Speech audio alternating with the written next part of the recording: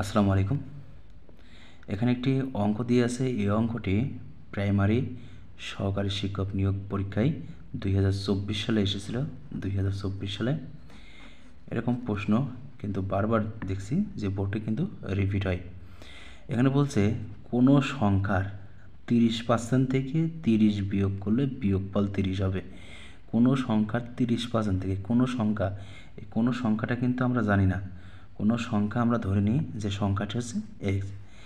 এই সংখ্যার 30%, তার মানে কি 30/100।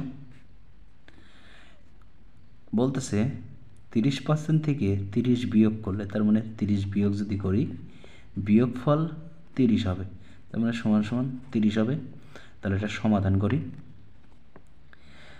এক্সটা উপরে গুণ হয় 100, এখানে 30 আর -30 সমান সমান এর পাশে এসে +30, বা এখানে এক্স রাখলাম, একবারই করি। এখানে যোগ করলে কত হয় 60, 30 গুণিয়ে আছে এই পাশে আসলে পরে 30 ভাগে চলে আসে, আর এটা হচ্ছে 100 হচ্ছে ভাগে আছে, এই পাশে এসে গুণিয়ে আসে। তাহলে কাটাকাটি করি, 30 দিয়ে 60 কাটলে 2, 100 আর 2 গুণ করলে হচ্ছে 200। তাহলে অ্যান্সার হচ্ছে 200। এরকম একটা ম্যাথ এখানে দেওয়া আছে। এটা কি কত হয় এটা তোমরা কমেন্ট বক্সে জানাবে।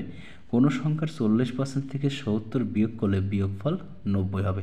এখানে কোন অ্যান্সারটা হয় সেটা তোমরা কমেন্ট বক্সে জানাবে।